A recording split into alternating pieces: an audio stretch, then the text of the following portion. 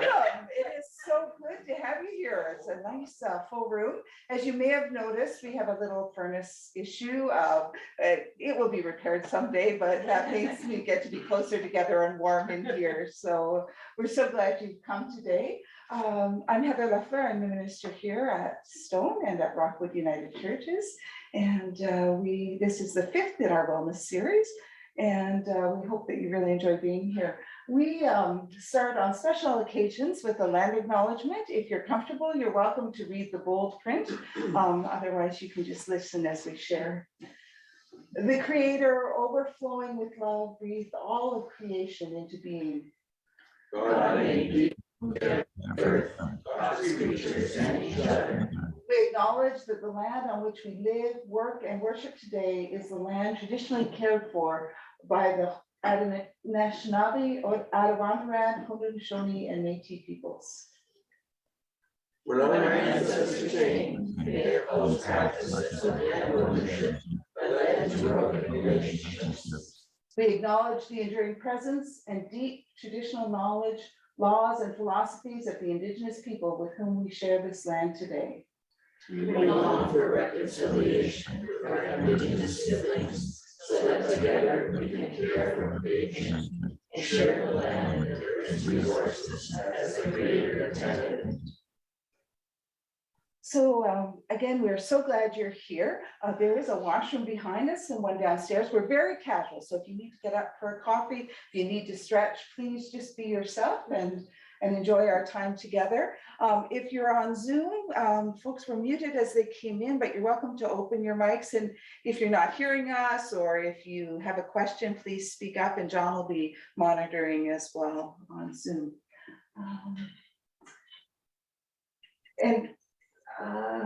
Then I'll let John do the introducing. We'll get that to Catherine. I'd like to welcome Kevin and his wife. Thank you.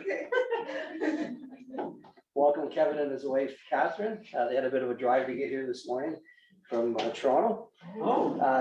Kevin spent 30 years in the telecommunications industry, ranging from installing, servicing, service and equipment to training the next generation of technicians. He's currently working as a learning facilitator at one of Canada's largest telecommunication companies. In his spare time, he likes to spend time with his family and practicing Taekwondo. And at one point in time, he was my manager. He was a good guy to work for. So Kevin, go ahead. Thank you very much. Excellent. Good morning, everyone. How is everyone today? Excellent, excellent, especially on such a beautiful sunshiny day. Actually, I think we were mentioning, I was mentioning on the stairs about how April showers bring May flowers, so it should be very beautiful in May. All right, so today we're going to talk about technology basics. There's a litany of questions that have come up. I don't have the entire list of answers. So if you do have questions that come up, please feel free to ask at any time. Let's not wait till the Q&A at the end. If you do have something that comes up, please. If you need some clarification, please speak up. I have this tendency to ramble on, as John will know. I also have a tendency to jump in a little too deep, and you may say, hold on, dial it back. I do have that tendency. I mean, if we want to talk fiber optics, what we're talking here, I could teach the technician how to fusion splice it. I love that stuff. So I've been living technology for most of my life. Nothing more to add to that. All right, so technology basics. Oops, I went back. Down there, thank you. All right, so I've broken up in this agenda a few items, basing it off of some of the questions that I was given. So we do have internet basics, Wi-Fi within your home, and there is a separate entity between Wi-Fi and internet. I know a lot of people think, oh, my Wi-Fi is down, and they think it's the internet. The two are two separate beasts. Just want to be aware of that. And then protecting yourself when it comes to online presence. So one of the first questions that came up, what is a URL? We love terminology. At Rogers, I always say we love our TLAs, 3-letter acronym. So the whole industry loves that. So URL. It's known as a uniform resource locator, or more normally known as the web address. So up in your web browser on your computer, that's the URL. Sometimes it's really long, sometimes it's really short. As an example, we have here is showing we've got different segments. So the very first part of your URL is the protocol.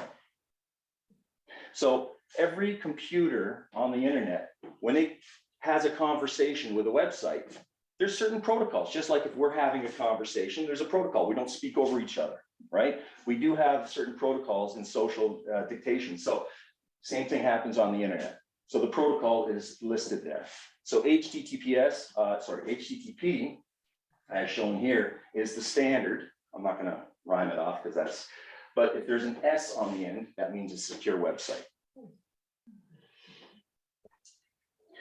The other half is the part that we're all familiar with. That's the host name. Google.com, Yahoo.ca, all of that. Those are the names of the websites.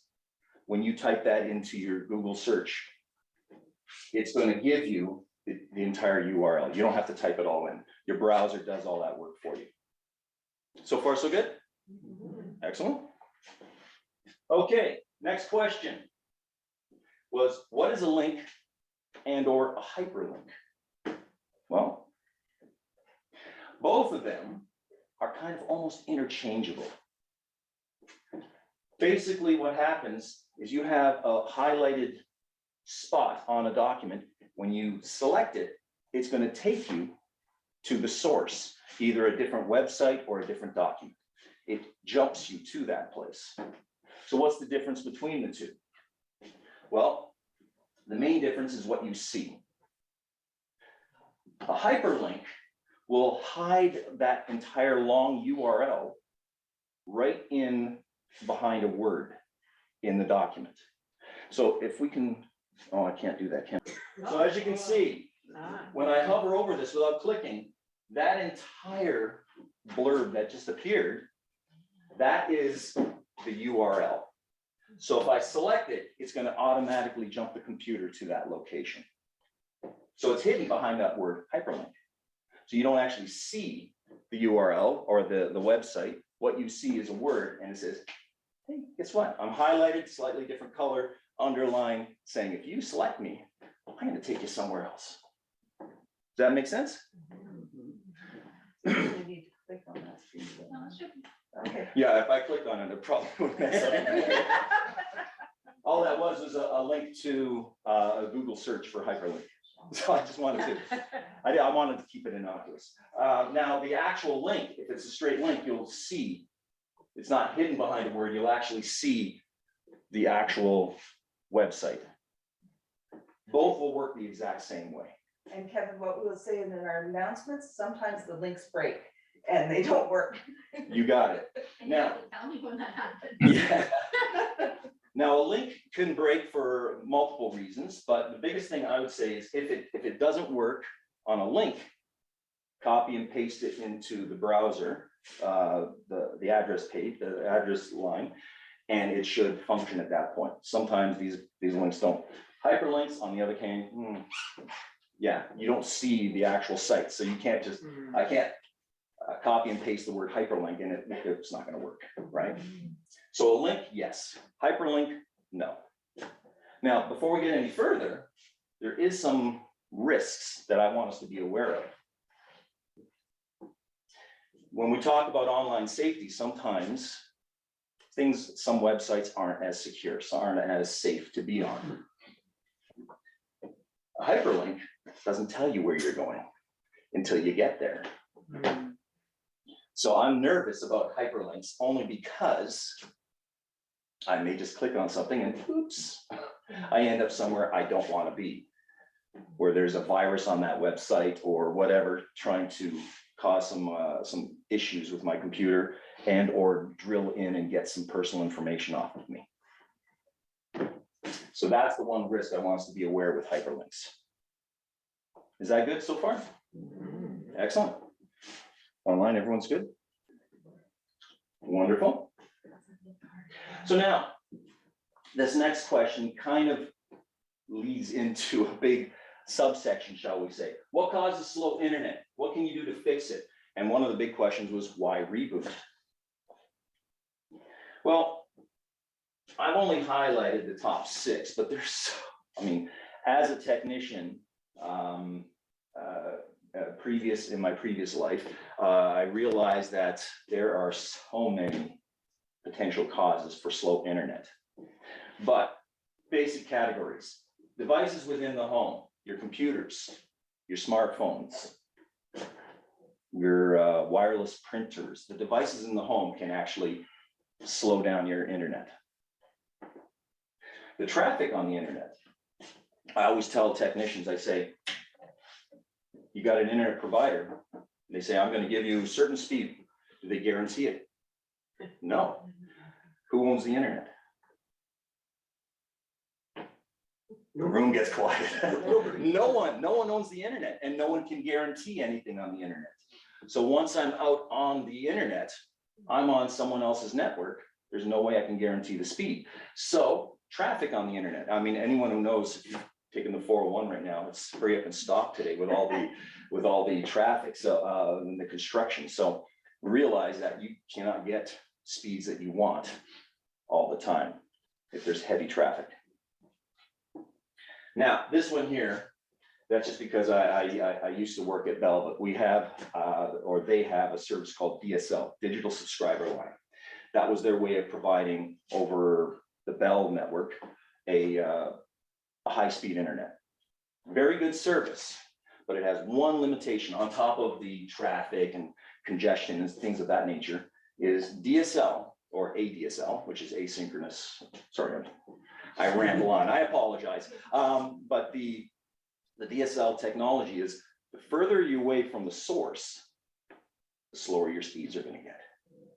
If you're on ADSL service and you're 5 kilometers away from where the providing source is, you're probably got dial-up speeds, very slow. So that's one limitation. If you're closer, really good speeds, but that's just something to indicate that could be a potential issue depending upon where you're located and where you are in comparison to your provider services. Does that make sense? Okay. The next one, and this is one that everyone is all familiar with, a defect within your provider's equipment or their network. That's possible. That's why technicians have jobs. We're out there to make sure that it's all working. Our services are working right to your home. So that could be an issue. Now, on top of the traffic and all that other connection issues, there's also the Wi-Fi within the home. That's that separate beast. And I'm going to go a little deeper into that one in a few minutes. Pardon me. And tying in with that is the number of devices. When we think about our networks in the old days, what'd you have? A computer, right? One computer. Nowadays, you've got 2, 3 computers, you got cell phones, you got a printer, iPad, yes, exactly. You start adding the tablets on there. You've got smart TVs. I feel dumb with the fact that I got 2 TVs that are smarter than me at home. So I realize that when you add all of these devices onto the network, they're all eating away at that bandwidth. It's just sitting there, is it? Yeah. Oh yeah, just sitting there, but it's still It's on. it's on, and it needs to access the internet to upload new software, and sometimes it uses it for applications as well. So the smart TVs, you've got smart appliances all over the place. There are smart fridges nowadays. You're low on milk, it's orders for you. So I mean, we're getting smarter and smarter devices. Has anyone ever heard the term Internet of Things? No? It's a newer concept, but now we think of the internet as something that we access to communicate with other providers, other services, other websites, so we can order things or view things. But our smart appliances, our smart devices also access the internet, but they're not talking to humans, they're talking to other computers. So computers talking to computers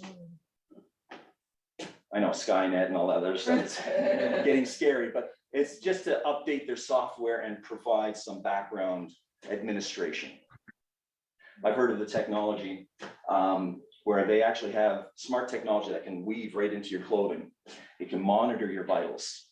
So someone could be jogging along and all of a sudden it monitors the pressures going up and it's up and it calls an ambulance just before you even have a heart attack and collapse, the ambulance pulls up. That's where the technology is going. It's going to be there intuitively.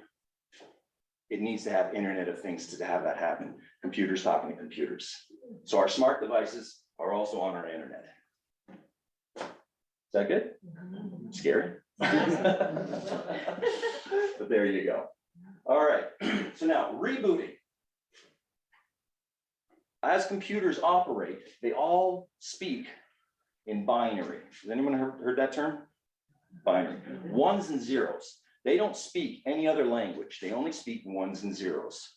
So all the data that they use, just ones and zeros. I have a little glitch, voltage spike or whatever. The ones and zeros get a little garbled. Computer goes, what was that? And gets a little confused and starts to hang up. Errors occur. So when you reboot, it kind of flushes everything out, goes, when it wakes up, all right, what I miss? And it starts off fresh. And that's what a reboot does. It forgets all the old stuff, that glitch that occurred, and starts afresh. Is that good? So how do I reboot? I reboot by. Power down. Power down. Absolutely. Yeah. We call that a cold restart or a cold reboot. Is power down the system, power it back up, and you get that flush. I know some people will step out of the software application and restart it. Sometimes that works, but if the glitch wasn't in the software, it was in the operating system, a cold reboot would be advisable. Is that good? I know that for me, I've had times when I'm running a class through, we use Teams, and I've had a glitch. I had to reboot my entire laptop just so that I could connect again. But Apple advises you not to turn your computer off normally, and when you're finished with it, just leave it on and let it go to sleep. And so rebooting is only something you do when you got a problem. Absolutely. My laptop, I shut down maybe once a week. It's still on right now. Yeah. So I only turn it off when it gives me problems, when it gives me attitude. There you go. All right, I slipped too far ahead. Yeah. There we go. My apologies. All right, here we go. All right, so now taking a look at that drain on the Wi-Fi, that was the Wi-Fi issues. I just wanted to go back to here, allude to that. So what happens? So in this case here, this is an old image that we got from Wall Street Journal, but as you can see. Somebody showing on Zoom. Oh, okay, good. So we've got the time's up. So in this case here, we had a speed of 300 megabits per second. We start off with from the internet provider. And then what eats into that bandwidth? So the router in the old days would eat a lot of that bandwidth because they couldn't handle the same speeds that you could get from your internet provider. So all of a sudden it's choked right down. Then you get interference. We think about Wi-Fi and we think it's as solid as a hardwired connection, Ethernet or coax. No, it isn't. It's floating through the air, right? It can be interfered with. So there's various things, microwaves, neighbors' routers. You've got neighbors who have cab drivers who have it. You've got ham radio operators in the neighborhood that can affect it. Baby monitors, they can affect it. Anything wireless, and everything nowadays is going wireless. So all these wireless networks are sharing that same airspace. So that can cause interference. That eats up some of the bandwidth as it's trying to fight through all of that. Then you got contention, all the different devices. As I can say, this is an old one. It says the average US home has 6. I can tell you right now, my home, we have about 14 on average, and we're not. And I've had some people in my classes, technicians, who had over 20 devices in their home. So more and more, without we realizing, so many more things, the tablets, the other devices, the smart appliances, they all jump onto that network. And they're all eating a little bit of that bandwidth. So far, so good? So now, looking at the old devices, this image, I'm gonna go back to the image, the router that says, oh, it can only handle between 54 and 90 megabits per second. Well, let's take a look. Yes, I know this is a lot of the IEEE 802.11 don't worry about all of that. These are the different Wi-Fi protocols that have been in place since the beginning. So it comes from Wi-Fi 1 all the way up to Wi-Fi 6E, and believe it or not, there's a Wi-Fi 7 in the works. But as you can see, we're getting very slow speeds on the older devices. So as you can see from this chart here, we have 3 different frequencies that some of these networks actually use. So they decide to pick different wavelengths or frequencies to transmit through the air. Some of these protocols, as you can see, Wi-Fi 4, not bad speed. It's about 600 megabits per second. Not bad. It's using green and blue, which happens to be 2.4 megahertz or gigahertz and 5 gigahertz bandwidth. I know I'm hitting you with a lot of, if I'm going too fast, or I'm just, please dial me back. But realizing that these different protocols are built into the devices in the home that transmit your wireless signal. If you've got an older device, as we have the newer equipment, works towards the newer wireless protocols. They can handle really good speeds. If you've got Wi-Fi 6, that's 10 gigabits. That's pretty crazy. So if I have an old computer and I get a new 5 gigabytes Yeah. speed, Mhm. it doesn't matter because my old computer's gonna slow it down. Pretty much, yes. It boils down to, I like to equate things to other things we're familiar with. So I have a very fast car and I want to drive it really fast. I need a nice smooth road. I cannot drive it quickly on a dirt road, right? So I need a smooth highway. That's what this provides. But if I've got an old car, which is 3 cylinders are dead, and I can barely put along, even if I've got the smoothest highway, I'm not going to get a lot of speed either. So you need a good source, a faster computer, and a newer Wi-Fi source. Is that good? Yes. So I've got an old router that I've had like for a million years.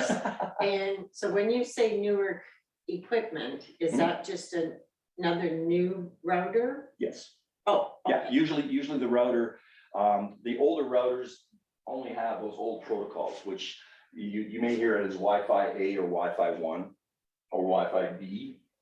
So I want you to hover in on the letters at the end, because you may see that when you look at the specs or the protocols of the various devices. So the letters kind of indicate, so it's either Wi-Fi 1 or Wi-Fi 8. And now we're up to 6. We're up to 6, actually 6E. 6E. Yeah, I have Wi-Fi 6 at home. I don't have Wi-Fi 6E. The only difference between the two is Wi-Fi 6E has a brand new bandwidth, 6 gigahertz. So they've realized that as everyone's going wireless, everyone's using 2.4 and 5. So you're sitting in your home and your neighbor's network is also bleeding into your home, unless you live away from them, right? So I could be seeing my neighbor's network and that other neighbor's network and that other neighbor's network, and they're all sharing the same space in my home. Oops. That's why this one, the latest one, says, we'll grab a brand new frequency that no one's using. Let's jump on 6. And that's what that one's all about. Is that good? Brilliant. It's 10:25. Thank you. My timekeeper, thank you. I could literally go on until the end of the day and you'd be like, I gotta go home for dinner. Let's finish this up. So thank you. All right, so now, understanding that the wireless signal emanates from the source, that router, where you place it can be very critical in your home. So these images I pulled off the web just to show how even the walls, the materials in your home can affect your signal. So placing one where it's convenient in the corner, in this case, they're showing it right by the corner of the family room and the garage, great signal right nearby. But if you're in the living room on the far side, lousy signal. Why am I always got poor signal on this corner of the house? Because the source is way over there and it's got to go through that wall and that wall and that wall and this fish tank and this mirror. And so you add in all the things within your home, it indicates why your signal might be weak in some areas of your home. So that's what this slide is all to highlight. And the next one is to show that we do have measurements on how the different devices or the different materials in your home, and I didn't add in metal, because metal is the ultimate killer. Has anyone ever heard of Michael Faraday? Yeah. Michael Faraday, yes. If you heard of the Faraday cage? Yes. Ah, perfect. You got it. So the Faraday cage, just for those who are unaware of this, was a metal cage that Michael Faraday sat in the middle. He energized the cage and he never got electrocuted because he theorized that electricity flows on the outer surface of any conductor. I know I'm doing physics 101, I apologize. All right, so, but realizing that they didn't have cell phones back in the 1800s. Going forward, slip forward to the modern age, we realize that that Faraday cage blocks wireless signal perfectly, destroys it. And we have Faraday cages in our homes. Metal construction, you have some of the newer homes where the framing are metal studs. You got steel girders, they're all grounded. That could be a potential Faraday cage. So I've had some people say, great signal in this room. Once I walk out that door, nothing. Because it's a metal framed wall. They can't make it through. Anyone knows about in Toronto, Rogers just purchased that company that enables cellular service in the train stations, the subway stations. Prior to that, you couldn't get service down there because it's basically a big concrete tube with metal frames inside the concrete. Perfect Faraday cage. So how did they do that? They grabbed some cellular emitters and put them inside the cage so that you could actually have the signal inside. So that's what that's all about. So realizing that the different materials can affect, now you don't have to memorize this, there's not gonna be a quiz. But it just shows you that the concrete and the brick can really affect your service. Especially if I wanna go out on the back patio and have my service and I can't seem to get it, why? Because it's at the front of the house and has to go all the way through the brick wall, right? Realizing how all the components in your home can affect that service might indicate to you where you may have to relocate your wireless service. Is that good so far? All right. What about using repeaters? Absolutely. And I see one right here on the wall. Repeaters are a great way to get around some of these things. That is an XC2. Well, sorry. I'm just getting into brands here. My apologies, but these devices can then extend your service into areas which are weaker. If it's not easy for you to relocate the service within your home. So yes, perfect. Thank you. Is that good? So they do slow it down a bit, don't they? They use up a little, you're right, a little bit of administration they don't just add on to the highway. They says, send me the information. I'm gonna take my little bit of information and then I'm gonna pass it on. So it makes an area usable, but it does eat a little bit of bandwidth. It does. As long as you got lots, it doesn't matter. You got it. Absolutely. Absolutely. Well, and thinking of the Internet of Things, at my home, I have a 1 gigabyte service. You're like, yay. I do a speed test on my computer. I'm only getting 200 megabits per second. And you're like, is that fast? Doesn't affect my services. I facilitate classes from my own basement. So I'm sitting there streaming wirelessly and there's no glitch other than when Teams acts up. I have to reboot my computer. But yeah, my wireless connection is solid at 200 megabits per second. Okay, that's great. But I'm paying for a gig. I'm only getting 200. That that device, my computer, can't hit the full service. So why then am I paying for it? Well, I've got 14 devices on the home. All of them are eating some bandwidth, still doesn't affect me. So when people get these larger bandwidth packages, it's simply because I can add more things onto the network and it won't affect me, right? If I've got a very low package, say I don't want to get, I'll get the base internet package. That's great. One device, no issues. 2 devices, 3. Oh.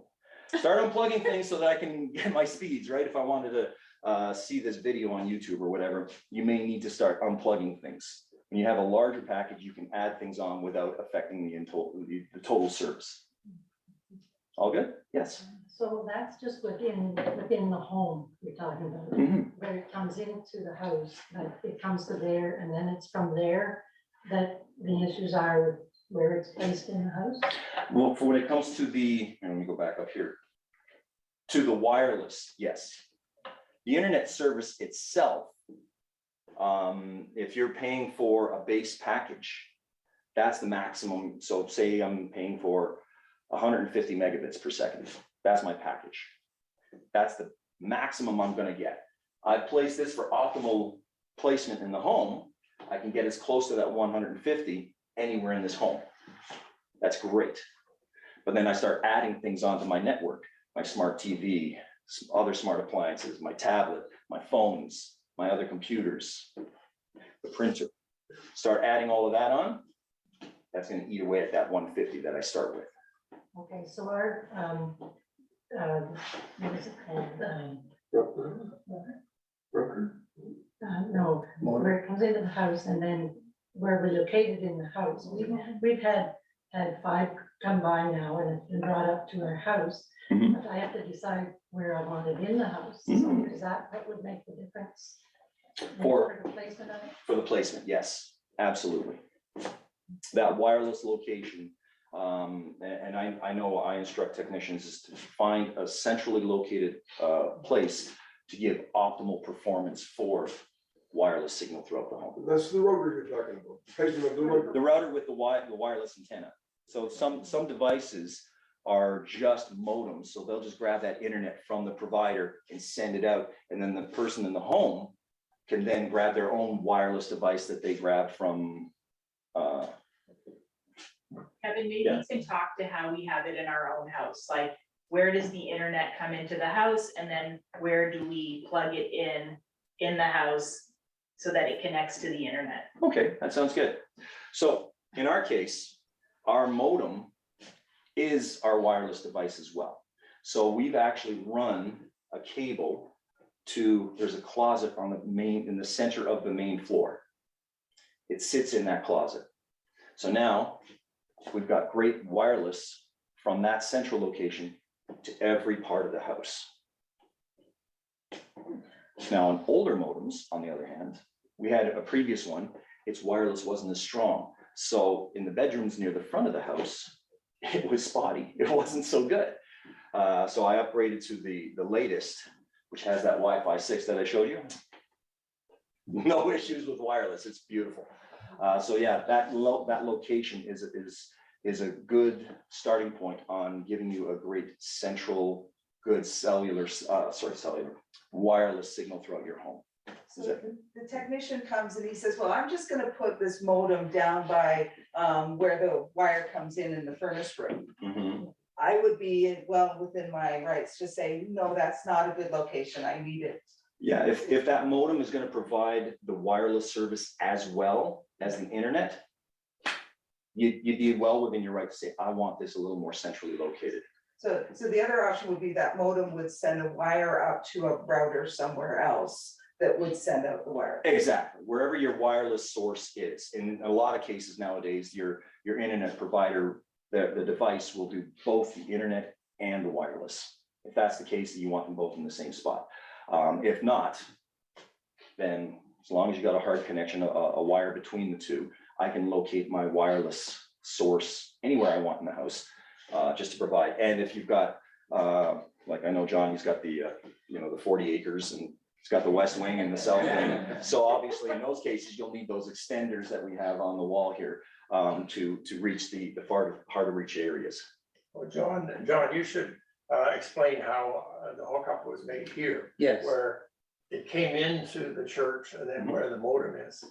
Exactly, so outside by the oil tank is where they buried the fiber optic line when they buried the line to the church. And from there, we had the fellow run a wire all the way through the basement and tie wrapped through the basement with white tie wraps. Yes. And we brought it up in the center of the church here. I wasn't sure with Cogeco whether their modem had a wireless antenna built in or whether we had to use the pods. But we decided with Jack to say, well, let's put it right in the center of the church. That will give us the best coverage wherever we go.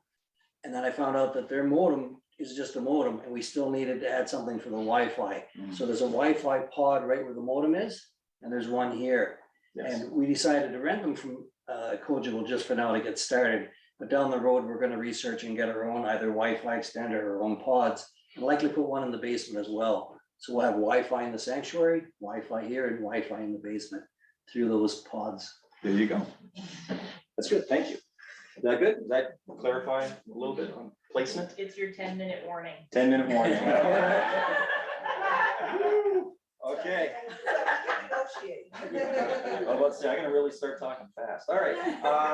So now that we've talked about securing your network and getting the most out of the technology, let's take a look at our usage on on what that does. So think before you click, right? Any links, and we've already known about the links, any attachments, any pop-ups, they have macros. Don't enable those. If I don't know who sent it, it could be someone have some nefarious ideas, and they may have viruses built into those. I enable that. I've now just put that virus in my computer. And if I have pertinent information, that's gone, right? So be very cautious before clicking on anything. I delete a lot of emails. I don't know this, delete. I don't even open it. So if I don't know where it's coming from, I will not answer or will not respond. Keep your passwords private and separate. We know we have access for so many different things. Don't use the same password. If someone can hack that one password, they have access to all your accounts. We gotta make sure they're all separate. What's your thought about password managers? Actually, that is recommended. If you've got a good password manager, that is the only thing you need to worry about. Yeah. So you're right ahead. That's good. That's good. Thank you. Now, beware of social engineering. When it comes to the internet, we're all, oh, it's great, it's wonderful.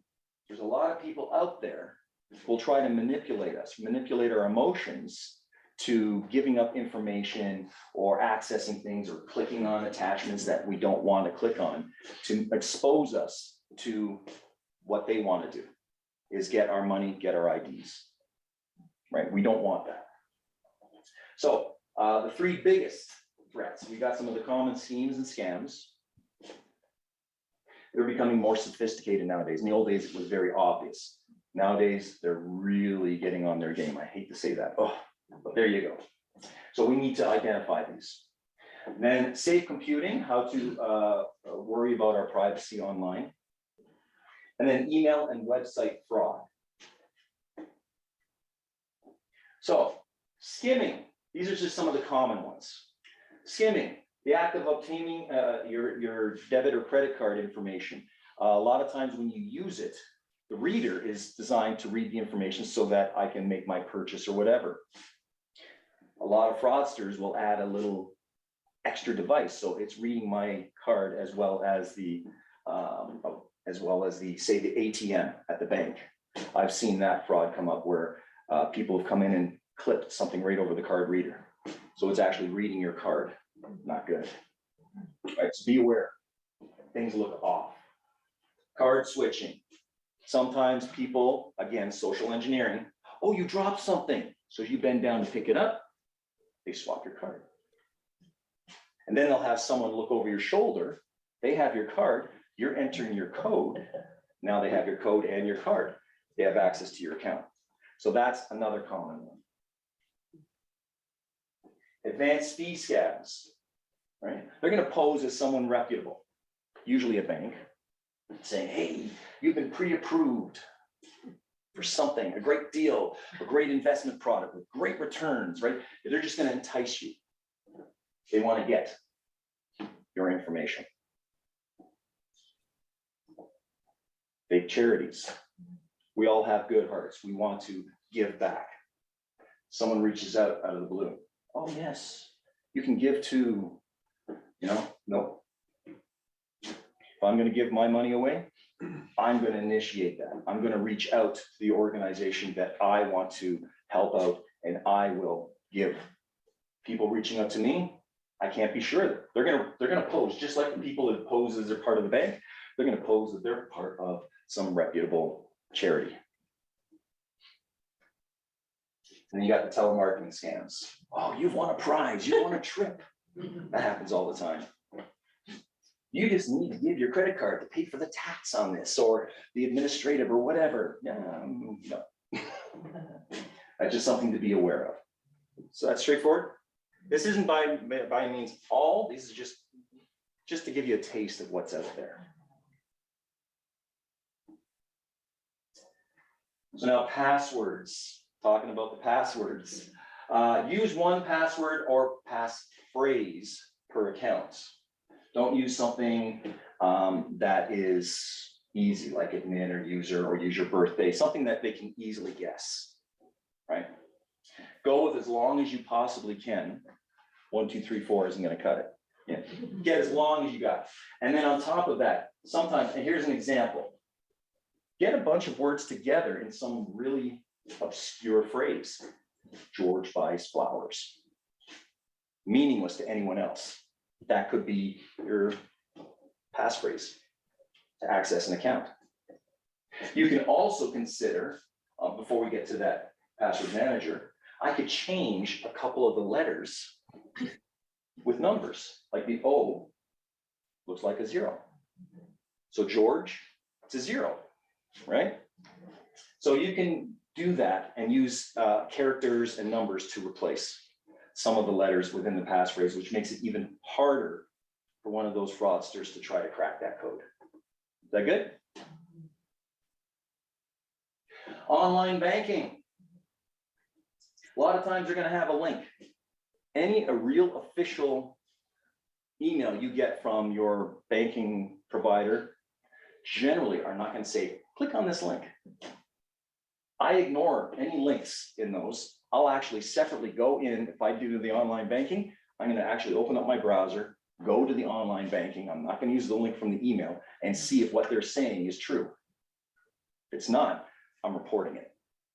It's fraud. And I've had all the banks that I've spoken with all say they will not send you a link. Do not click on the link. Again, that's that little bit of virus built in to say, I'm going to get you.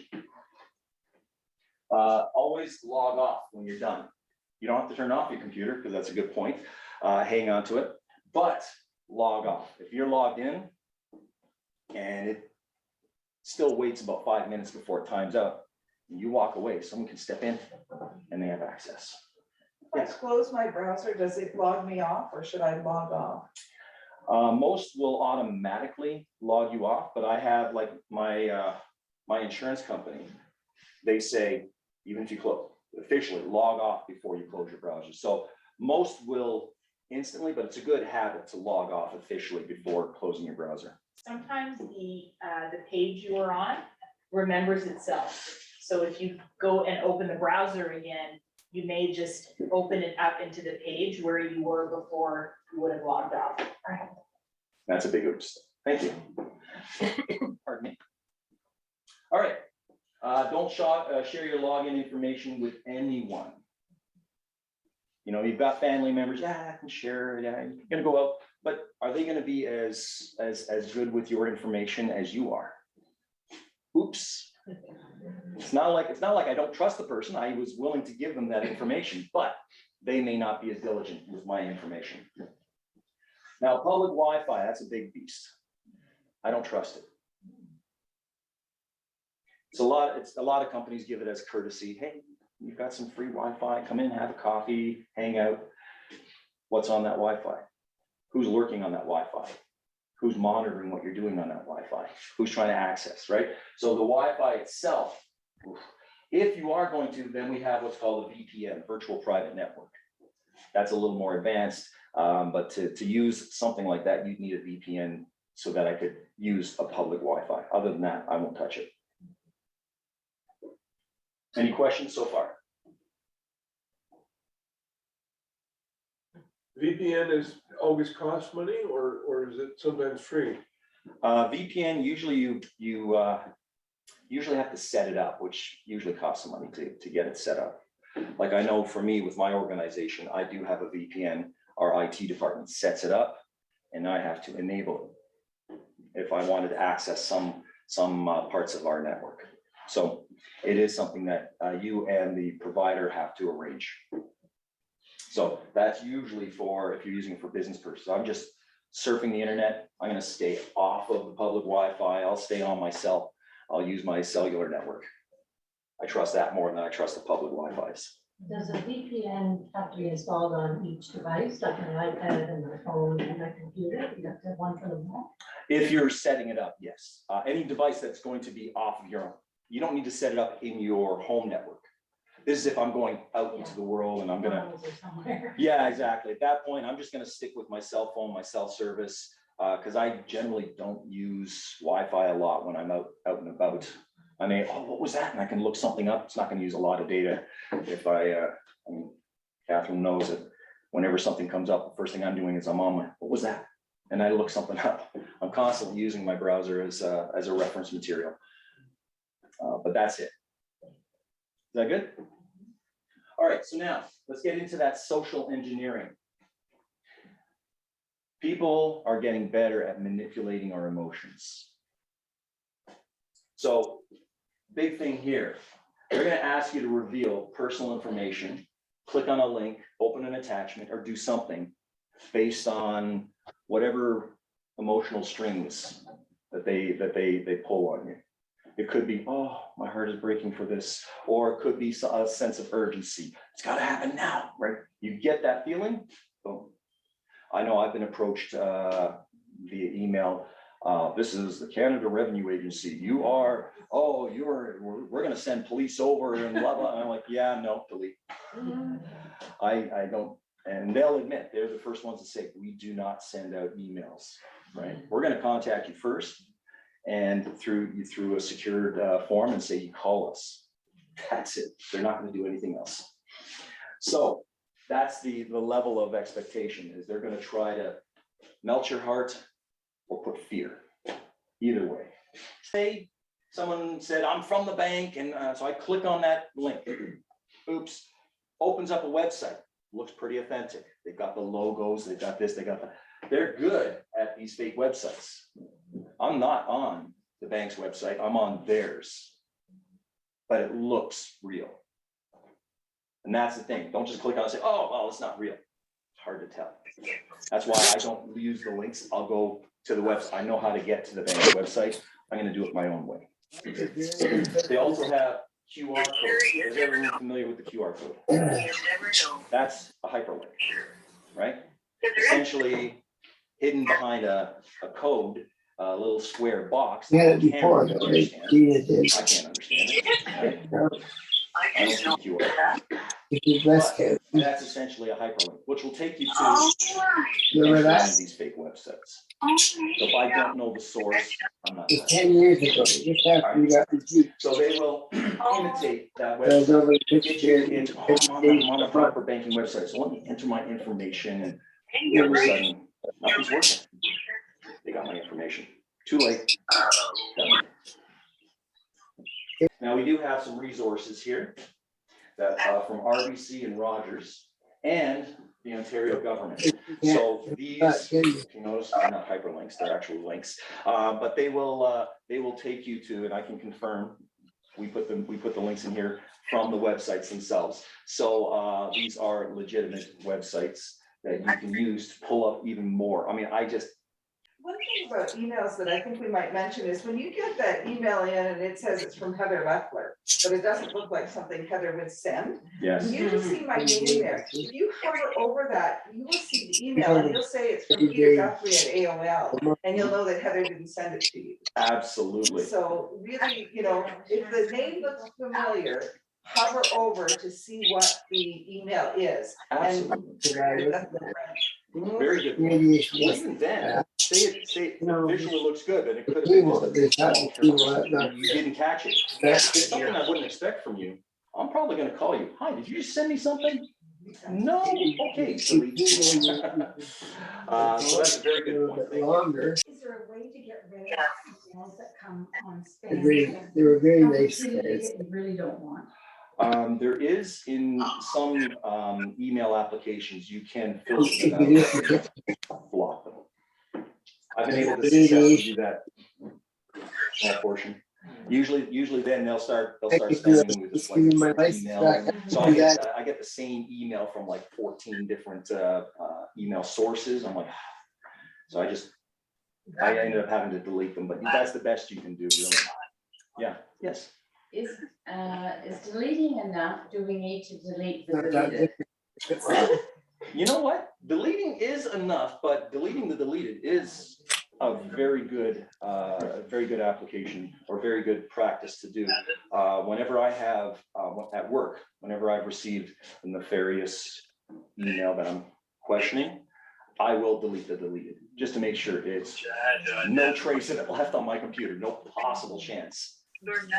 That once was, my computer was hit with a virus that was so aggressive that our IT department had to shut me down. I was actually here. I was actually in Kitchener office, and I had my morning break. And when I go back on, I'm offline. I realized the port is dead. Now what's going on? So I find another port that shuts down. I'm like, what's going on? I call IT. Yeah, you've got an aggressive virus that's trying to drill into our network. We shut you down. I had to take my laptop to our IT department and they had to clean it. That just shows you how aggressive these things can get. And we all know, we've seen some of those ones where your computer is under ransomware. And I've had that happen a couple times. That's brutal. And so you turn it off and you take it to somebody. Well, what I did, Everyone's growing because it. some of them are not that aggressive, some look aggressive. What I've done is your computer actually saves profiles periodically. So you know how on a game, you know, kids are playing a game, they're like, I died. You go back to the last good part of the game. You can do that with your computer. I can reset it back to my last saved time. And my computer was going. I was lucky that those weren't those aggressive ones. Did you know anybody there? Call us. No, I'm not. But I disconnect from the internet immediately. And I tried that. If it didn't work, then I'd have to get a professional in to scrub my computer. No question. I had a colleague that responded to one and she paid. And then she contacted her credit card company and they canceled the payment. And then she got her, you know, so even if you've made that initial payment, don't give up. You swindled the swindler.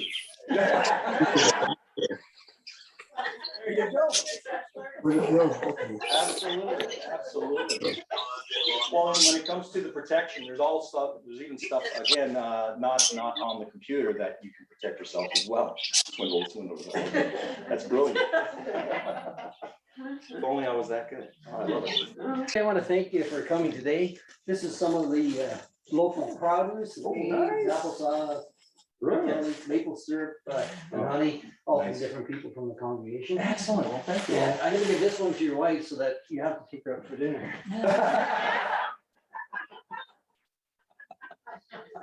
Excellent. Excellent. Thank you. Thank you all very much.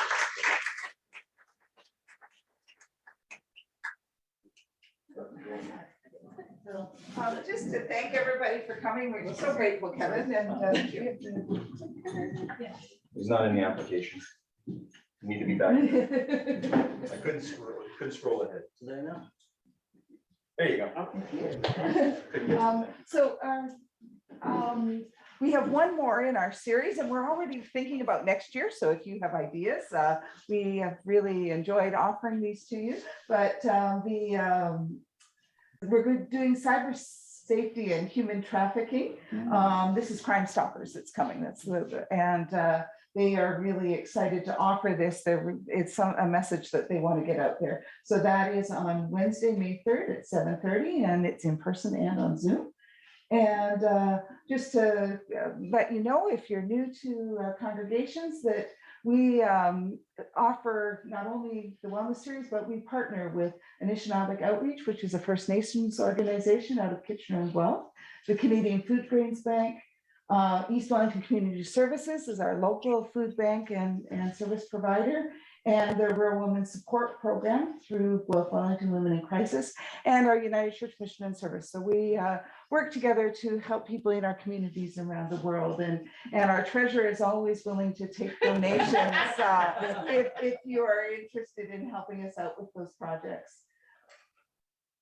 And so that's the information, how to contact Bill through e-transfers work really well. And then just that we have worship in person and on Zoom on Sunday mornings. And there's a wonderful community.